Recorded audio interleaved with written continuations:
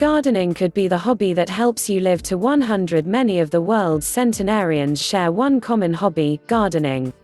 Could you extend your life and drop your stress by taking up the pursuit, too? Dan Buettner has studied 5 places around the world where residents are famed for their longevity: Okinawa in Japan, Nicoya in Costa Rica, Icaria in Greece, and Loma Linda in California and Sardinia in Italy.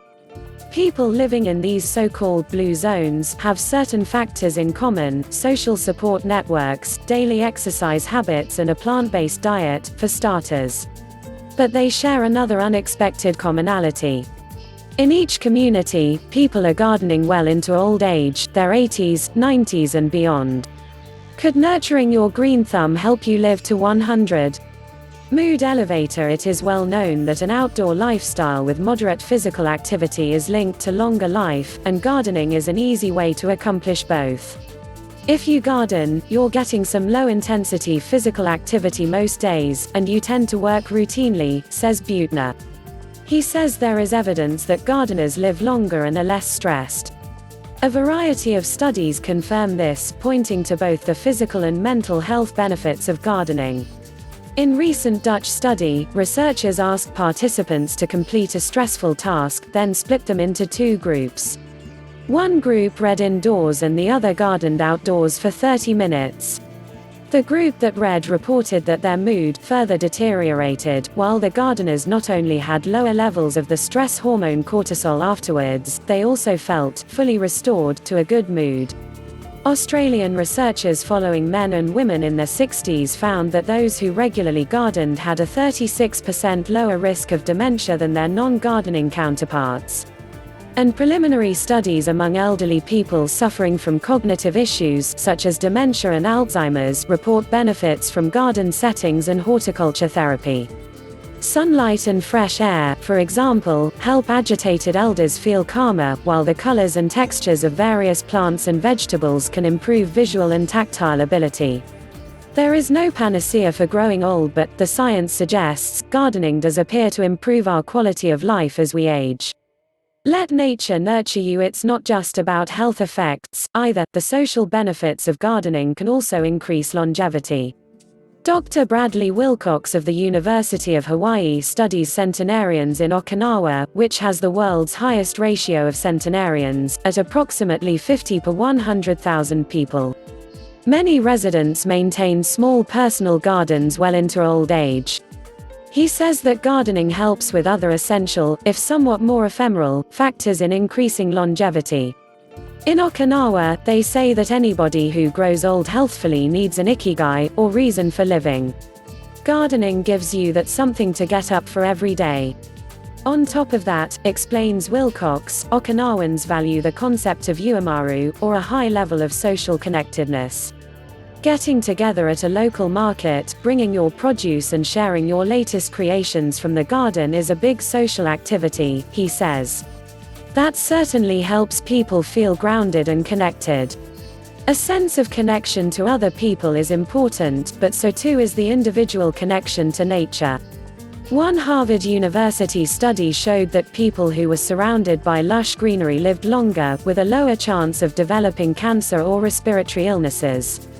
Doctors in Scotland can now prescribe a walk in nature to treat a variety of ailments, including reducing blood pressure and anxiety, and to improve overall happiness.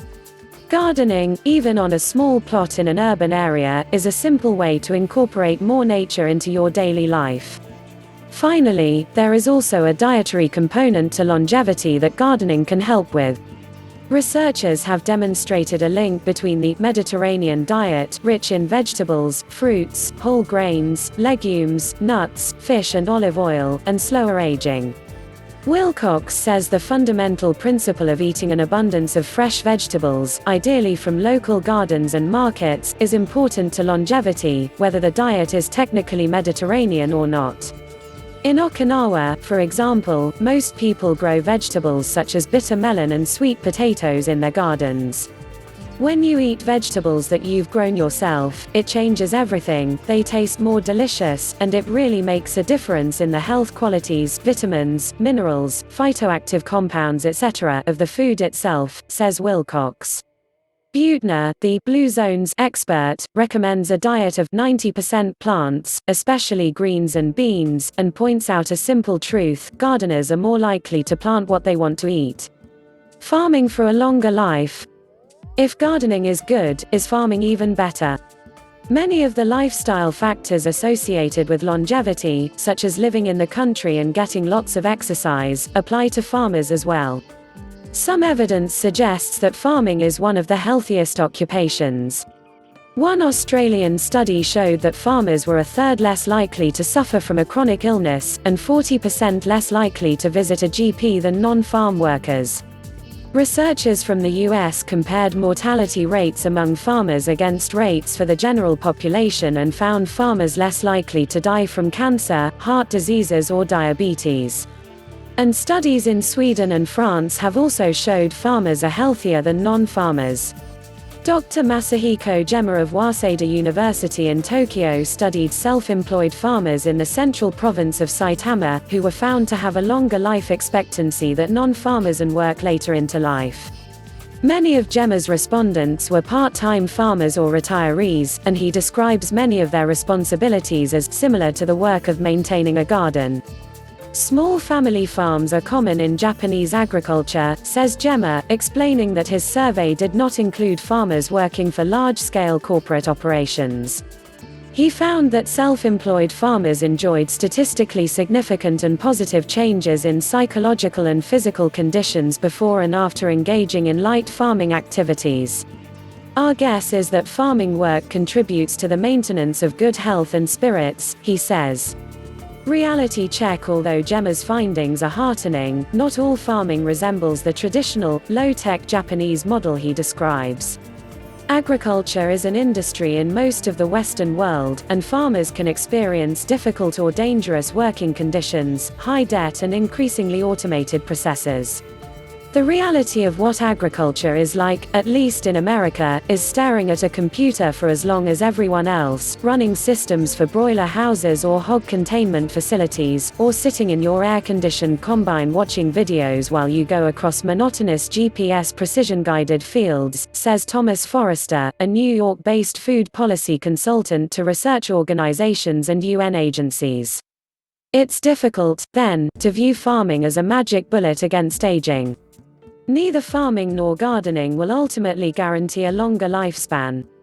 But some of the lifestyle factors associated with both, namely going outside, engaging in light physical activity and eating a healthy plant-based diet, just might. In the end, it's all about balance. I use the analogy of a chair, says Wilcox. Diet, physical activity, mental engagement and social connection are the four legs. If you don't have one of them, you fall out of balance, and it can shorten life expectancy. Longevity isn't about one single factor, it's about not working too hard to share a constellation of them all.